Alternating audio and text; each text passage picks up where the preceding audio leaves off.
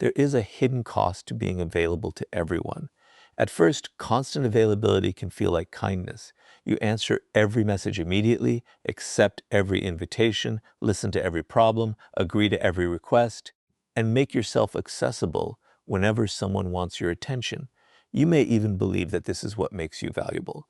But slowly something happens. Your time becomes fragmented, your priorities become secondary, and other people begin to assume that your attention is always available whenever they want it. The problem is not kindness. The problem is having no boundaries around your kindness. If you want your time to have value, you must first understand that time is one of the few resources you can never recover. Money can be earned again, opportunities can return, even possessions can be replaced. But an hour that disappears is gone permanently. Yet many people give their hours away without thinking because they are afraid of disappointing someone. They say yes when they want to say no. They interrupt their own goals to solve everyone else's problems. They abandon their plans whenever someone demands attention. Then they wonder why they feel exhausted and why their own life seems to remain in the same place. You cannot build something meaningful if everyone else has unlimited access to your attention. This does not mean becoming rude or deliberately ignoring people. It means learning to distinguish between what is important and what is merely urgent. Someone else's request may be urgent to them without being your responsibility. Someone else's boredom does not automatically require your attention. Someone else's disappointment does not mean you have done something wrong. You need to learn the difference between being needed and being valuable. Being constantly needed can actually prevent you from becoming valuable in the areas that matter most to you. If every hour is spent responding to other people's demands, when will you develop your own abilities? When will you study? When will you practice? When will you create? When will you think deeply about your future? Your attention needs direction. Imagine two people. One is available every minute of the day. Anyone can call, message, interrupt, or demand their attention, and they immediately respond. The other person is also kind and helpful, but they have priorities. They work at certain times, study at certain times, rest at certain times, and make room for relationships without allowing every request to control their schedule. The second person has something the first person lacks: structure. Structure creates freedom. When you know what deserves your attention, you become less vulnerable to distraction. You stop allowing every notification to dictate your next action. You stop treating every request as an emergency. You begin deciding where your energy belongs. This is not about playing games with people. Do not intentionally delay responses simply to appear important. Do not ignore someone to make them chase you. Do not manufacture scarcity as a manipulation tactic. That is still a form of dependence because your behavior is being designed around another person's reaction. Real value comes from having genuine priorities. If you are working towards something meaningful, your schedule naturally becomes more selective. You may say, I can't do that today. You may say, I'll get back to you later. You may say, I need to focus on something important right now. These statements do not make you selfish. They demonstrate that you understand your responsibilities. And when you stop giving everyone unlimited access to you, something else changes. You become more present when you actually are available. Instead of half listening while thinking about 10 other things, you can give someone your full attention during the time you intentionally choose to spend with them. Quality becomes more important than constant availability. This principle applies to friendships, work, learning, and personal development. If you constantly jump from one demand to another, your attention becomes scattered. You may be busy all day without producing anything meaningful. Busyness is not the same as progress. Sometimes the most valuable thing you can do is protect a quiet hour and use it to improve yourself. Ride, practice, learn, think, Kate, plan, ret. These activities may not produce immediate applause, but they increase your capabilities over time, and this leads directly to the next level of becoming valuable: competence. Your time becomes more meaningful when you invest it in becoming better at something. Instead of spending every available moment seeking attention, use some of that time to develop abilities that make you more capable and independent. Your attention is an investment. Where you spend it determines what you become. If you invest it entirely in other people's opinions, you become dependent on approval. If you invest it in distractions, you become easily distracted. If you invest it in learning, discipline, relationships, and meaningful goals, you gradually build substance. The goal is not to become inaccessible. The goal is to become intentional. Be generous with your time when it genuinely matters. Be present for people you care about. Help when you reasonably can. But stop treating your own priorities as optional. When you respect your time, you teach yourself that your goals matter too. And when you begin treating your attention as something valuable, you stop giving it away automatically. You give it deliberately, where it creates the greatest meaning and growth. If you want to become genuinely valuable, stop asking how you can appear impressive and start asking what you can become exceptionally good at. The world does not reward potential forever. Potential is only the beginning. What creates lasting value is the ability to develop a skill, solve a problem, create something useful, and continue improving when the excitement disappears. Most people want the result without accepting the process that produces it. They want confidence without practice, recognition without mastery, opportunities without preparation, and respect without competence. But valuable abilities are rarely created quickly. They require repetition, patience, mistakes, correction, and years of choosing improvement over comfort. This is why becoming rare begins with discipline. You do not need to master everything. In fact, trying to become excellent at everything can prevent you from becoming truly capable at anything. Choose areas that matter to your future and develop them deliberately. Learn something deeply. Practice when nobody is watching. Study the details that other people ignore. Become someone who understands not only what to do, but why it works. When you develop genuine competence, you no longer need to constantly advertise yourself. Your ability begins speaking for you. Imagine someone who tells everyone that they are talented but rarely practices. Compare that with someone who says very little but spends years improving a valuable skill. When a real challenge appears, the difference becomes obvious. One has an image, the other has ability. Ability is harder to fake. This is why you should become comfortable with being a beginner. Every expert once knew almost nothing. If you are afraid of looking inexperienced, you may avoid the very activities that could eventually make you exceptional. You will make mistakes. You will misunderstand things. You will perform badly sometimes. That is not evidence that you should stop. It is part of the process. Instead of protecting your ego, protect your willingness to learn. Ask for feedback. Study your mistakes. Identify what went wrong. Try again. Improve one small part, then repeat. Over time, these small improvements compound.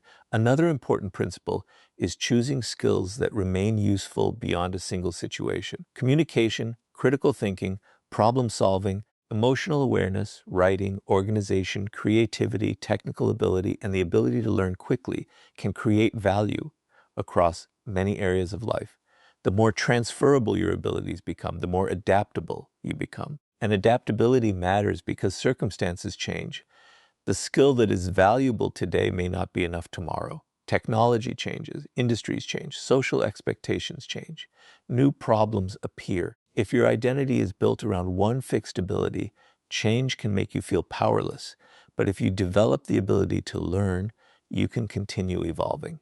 This is one of the most valuable skills of all, learning how to learn. Don't simply collect information, practice applying it. Information becomes useful when it changes what you can do. You can read dozens of books about communication, but if you never practice listening, your knowledge remains theoretical. You can watch countless videos about discipline, but if you never establish consistent habits, the information changes very little. Action converts knowledge into competence, and competence creates independence. The more capable you become, the less you need someone else to rescue you from every difficulty. You can solve more problems yourself. You can make better decisions. You can contribute more effectively to other people's lives. This is what it means to become valuable without becoming arrogant. You are not valuable because you are better than everyone else. You are valuable because you can contribute something meaningful. That distinction matters. If your goal is superiority, You will constantly compare yourself with others. Someone will always be faster, smarter, more experienced, or more accomplished. Comparison can become endless. Contribution is different. Ask, what problem can I solve? What can I create? What can I teach? What can I improve? What can I do reliably? These questions direct your attention toward usefulness rather than status. And there is another part of becoming rare, doing what most people refuse to do consistently.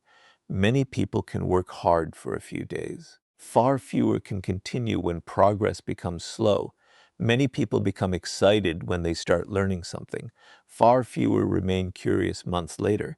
Many people want recognition. Far fewer are willing to spend years developing quietly. Consistency creates separation. You do not have to be extraordinary every day. You simply have to keep returning to the work. There will be days when motivation disappears. There will be days when progress feels invisible. There will be days when someone else seems far ahead. Those moments are not signs that your effort is useless. They are part of learning patience. And patience becomes an advantage because mastery takes time. Do not measure your progress only by visible results. Sometimes the most important development is happening beneath the surface. Better judgment, stronger discipline, improved technique, deeper understanding, greater patience. Eventually, those invisible changes become visible through your results. Then something interesting happens.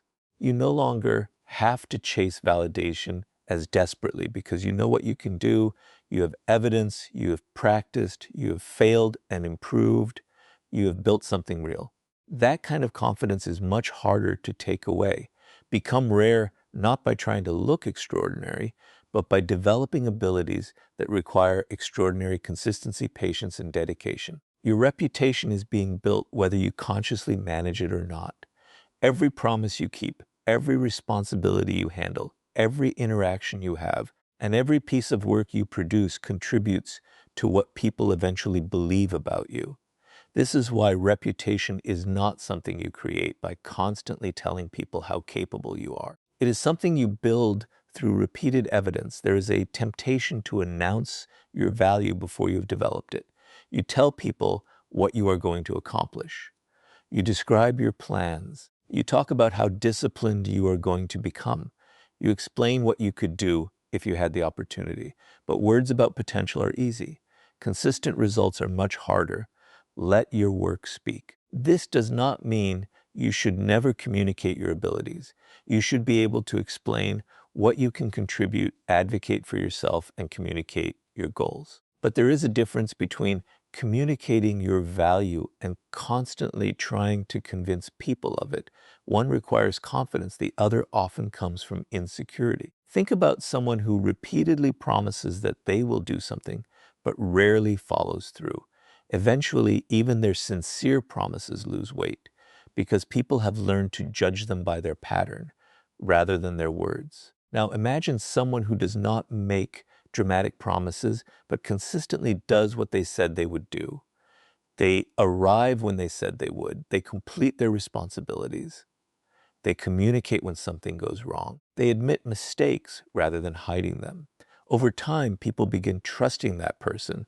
That trust is valuable, and it is built through small actions. You do not need to accomplish something enormous every day to build a strong reputation.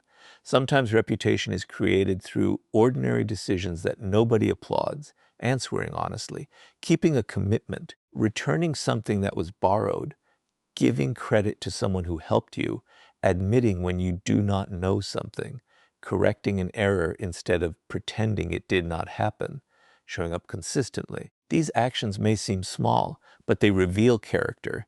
Consistency is especially powerful because people cannot judge your character from one perfect moment. Anyone can behave well occasionally. Anyone can be impressive when they are motivated. The deeper question is, what happens repeatedly?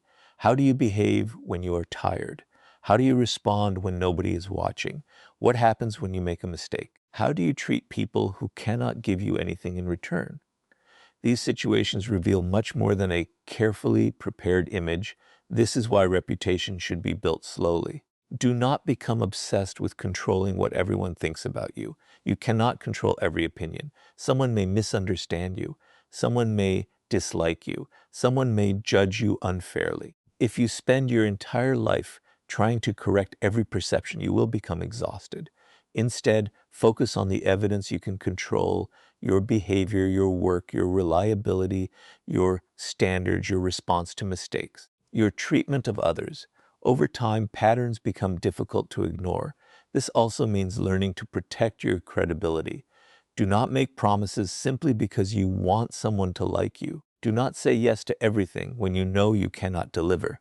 It may feel good in the moment to be seen as helpful, but repeatedly making commitments you cannot keep damages trust. It is better to say, "I can't do that right now," than to promise something and disappear. Honesty creates clarity. Clarity creates trust. Trust creates reputation, and reputation creates opportunities.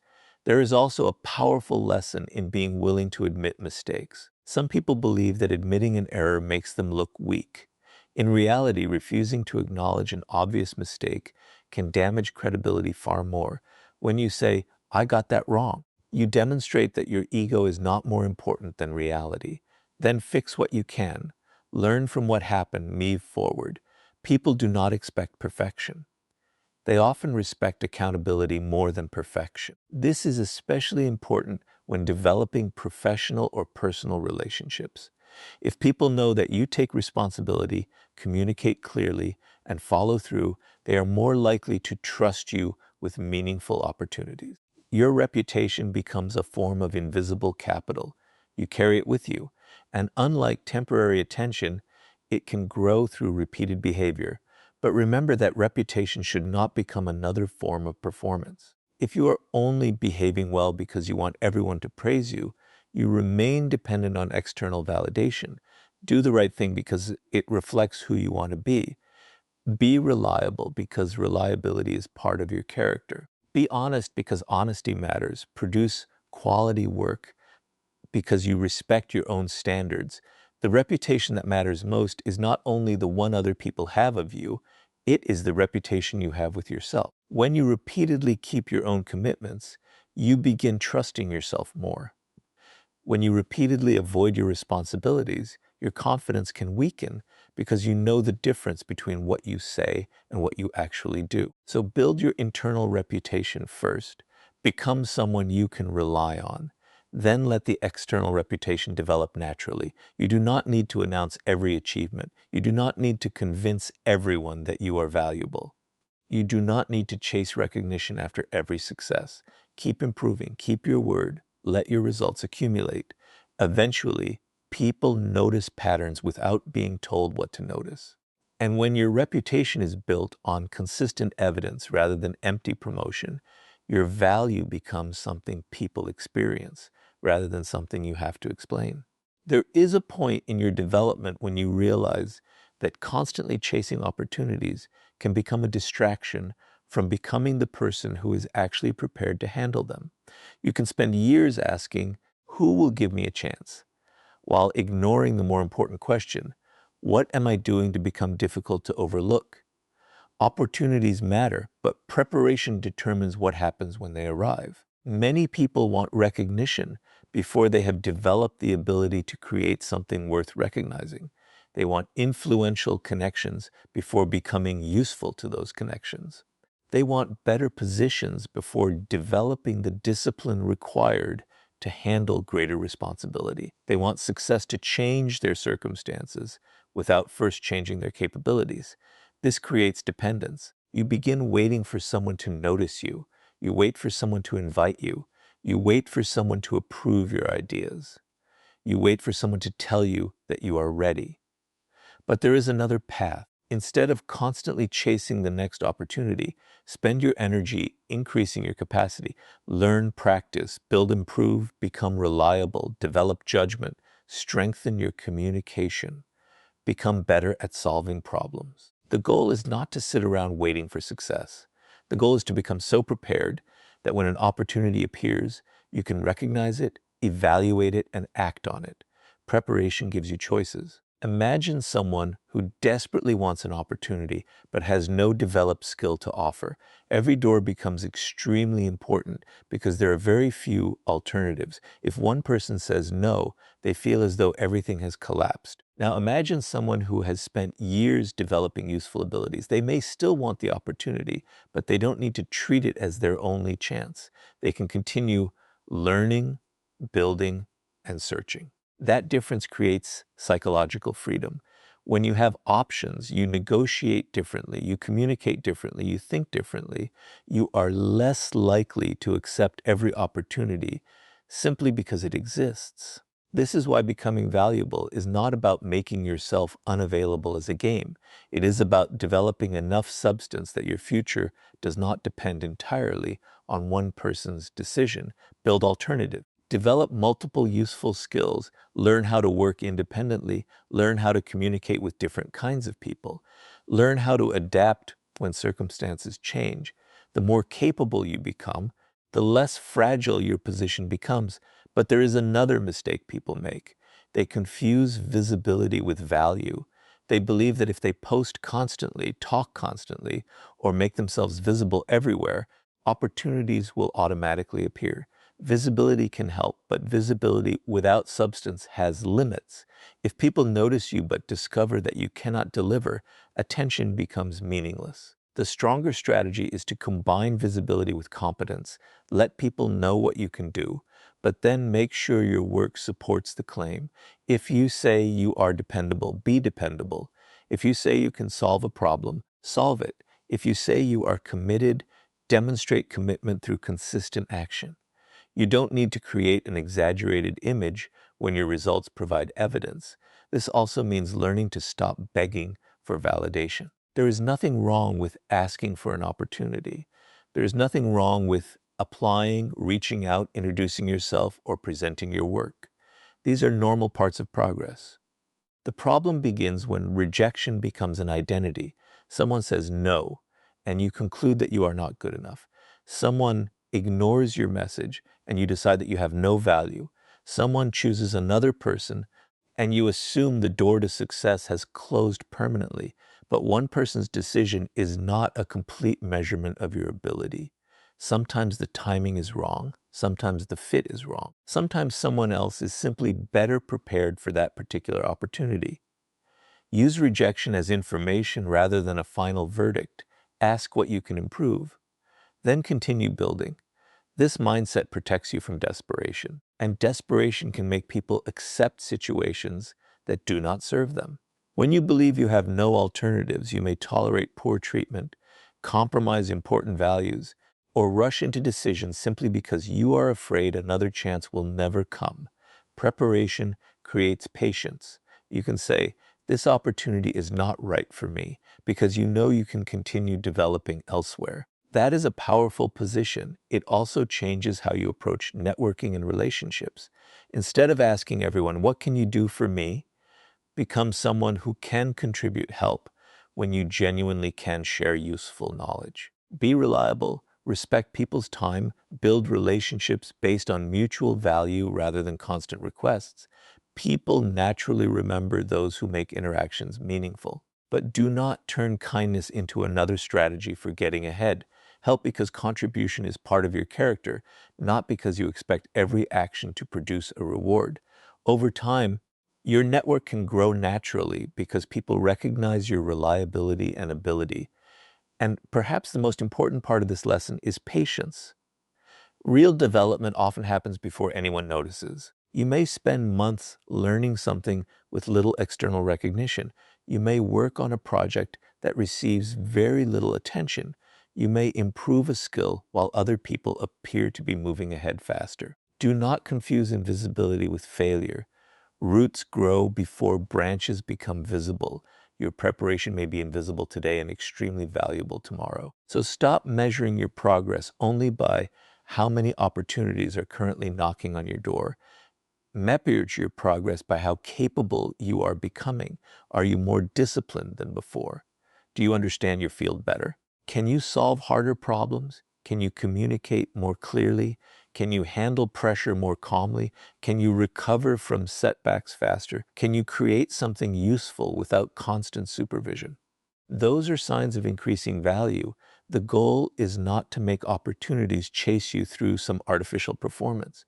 The goal is to become prepared, capable, and independent enough that you recognize opportunities clearly and have the strength to choose rather than desperately accept. Build yourself until opportunity becomes a choice, not a rescue. There is a major difference between having high standards and believing you are better than everyone else. One comes from self-respect, the other comes from ego. If you want to become genuinely valuable, you must learn how to protect your standards without allowing pride to turn you into someone who looks down on others. Your standards are the rules you set for how you spend your time, where you place your energy, what responsibilities you accept, and what kind of behavior you allow around you. Without standards, you can easily become controlled by circumstances. You say yes because you are afraid of disappointing someone. You accept poor treatment because you don't want conflict. You remain in situations that drain you because leaving feels uncomfortable. Eventually, you begin paying for every decision you made simply to keep someone else happy. This is why standards matter. But standards are not about demanding perfection. Nobody is perfect. Everyone makes mistakes, has difficult days, communicates badly sometimes, and occasionally fails to meet expectations. If your standards require everyone around you to behave perfectly, you will become disappointed constantly. Instead, look for patterns. One mistake is not necessarily a character flaw. One disagreement does not automatically mean disrespect. One failure does not define someone. What matters is what happens repeatedly. Does the person take responsibility? Do they attempt to correct their mistakes? Do they respect your boundaries? Do they communicate honestly? Do they make an effort when something matters? Patterns tell you much more than isolated moments. The same principle should apply to yourself. If you expect others to be disciplined while giving yourself endless excuses, your standards are not really standards. They are demands you place on other people. Real standards begin internally. If you value reliability, become reliable. If you value honesty, practice honesty. If you expect respect, give respect. If you want people to respect your time, learn to respect theirs. This creates credibility because your standards are reflected in your behavior rather than simply spoken. There will also be moments when maintaining your standards means disappointing someone. This can be uncomfortable. You may say no to an invitation, you may decline a request, you may refuse to participate in something that conflicts with your values. Someone might not understand your decision. You have to accept that. You cannot build a meaningful life while making every decision according to other people's approval. A respectful no is often healthier than a resentful yes. When you say yes to something you genuinely do not want to do, simply because you fear someone's reaction, you may create frustration that eventually damages the relationship anyway. Clear boundaries are often kinder than hidden resentment. You can say, I appreciate that you asked, but I can't commit to that.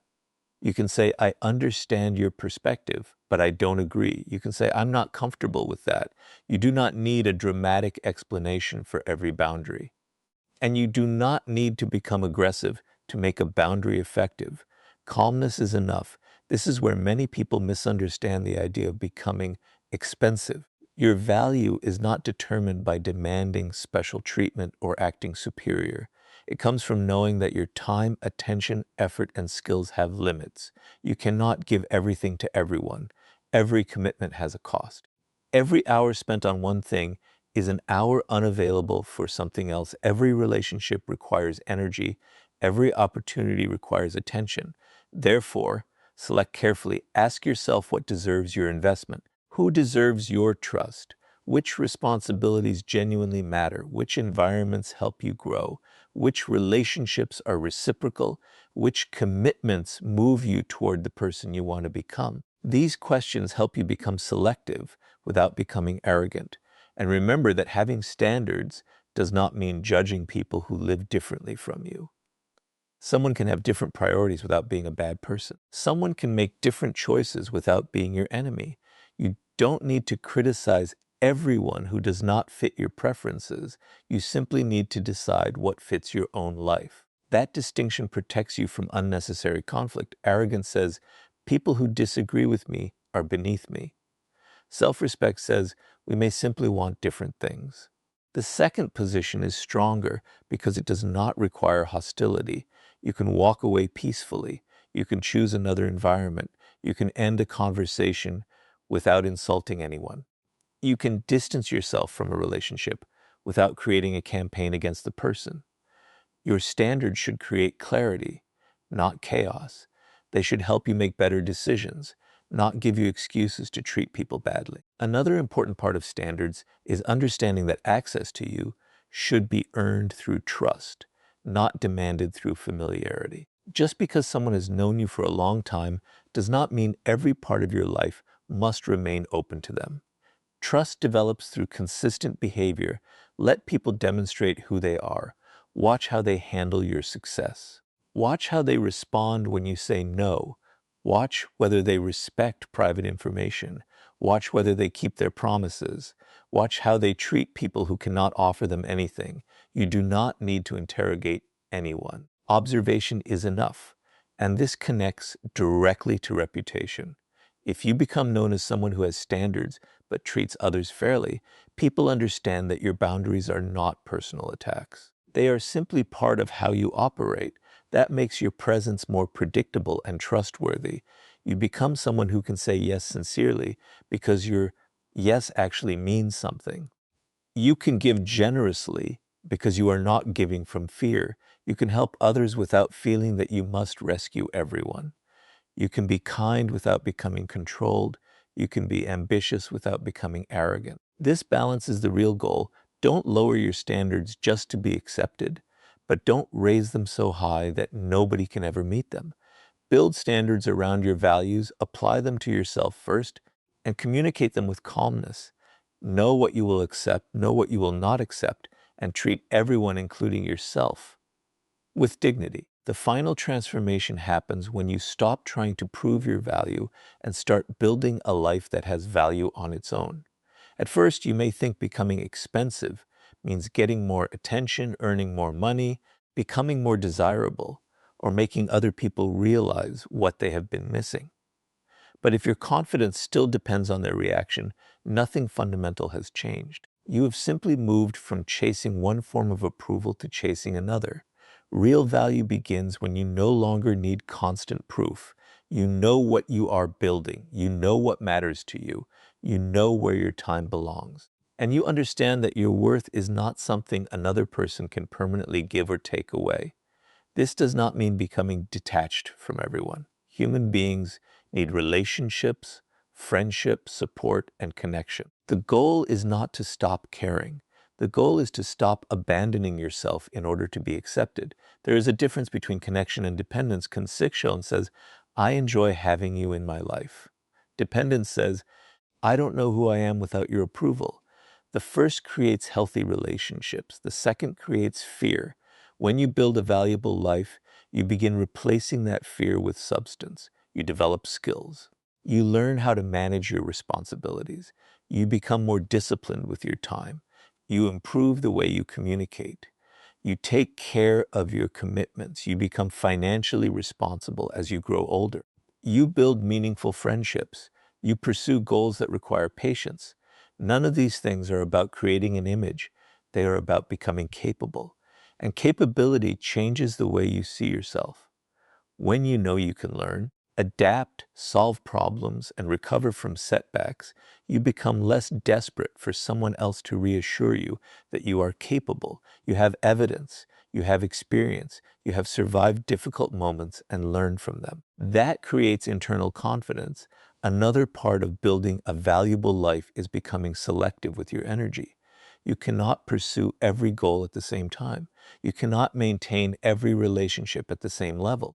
You cannot respond to every demand. At some point, you must decide what matters most, what deserves your attention, what deserves your effort, what deserves your trust, what should you stop doing? These questions can feel uncomfortable because every choice closes some doors, but that is part of maturity. If you try to keep every possibility open forever, you may never commit deeply enough to build something meaningful. Value often comes from depth.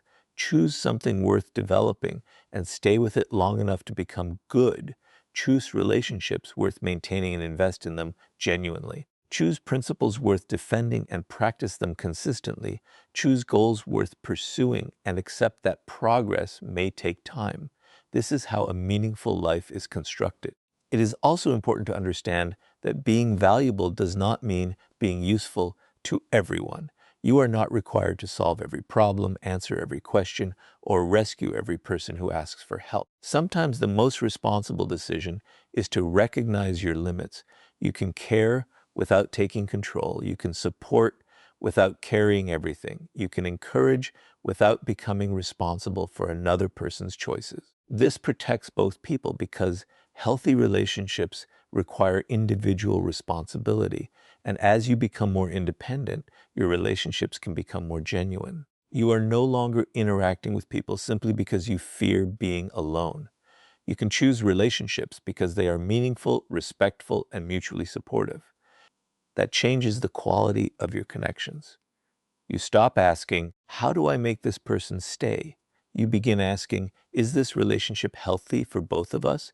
You stop asking, how do I make everyone respect me? You begin asking, am I behaving in a way that deserves my own respect? Those are better questions because they return control to you. You also become less impressed by superficial displays of status. Someone can have attention without having character. Someone can be popular without being trustworthy. Someone can appear confident while being deeply insecure. So don't measure your progress only through visible achievements. Look at your character. Are you more patient? Are you more disciplined? Are you more honest? Can you handle criticism without falling apart? Can you accept praise without becoming dependent on it? Can you walk away from an unhealthy situation without needing revenge? Can you admit when you are wrong? Can you keep learning? These are signs of real development, and perhaps the most important lesson is that your life does not need to look impressive to everyone else to be meaningful to you. There will always be people who don't understand your choices. Some may think you are moving too slowly. Others may think you are too ambitious. Some may criticize your boundaries. Others may not understand why you are investing so much time in a particular goal. Let them have their opinions. You do not need universal approval to live according to your values. Your responsibility is to build a life you can respect when the noise disappears. That means developing skills instead of merely talking about them, building relationships instead of collecting attention, protecting your time instead of giving it away automatically, keeping your promises instead of making impressive claims, choosing standards instead of accepting everything from fear, and continuing to grow even when nobody is watching. This is the deeper meaning behind becoming expensive. It is not about putting a price on yourself or treating people as less important. It is about understanding that your time, attention, abilities, and life direction are precious resources. Use them deliberately. Do not sell your peace for temporary approval. Do not trade your values for acceptance. Do not sacrifice your future simply to make someone comfortable today. Build substance until your confidence comes from who you have become, not from how loudly the world applauds you. When you stop trying to prove your worth and start living it, you no longer need to convince anyone that you are valuable.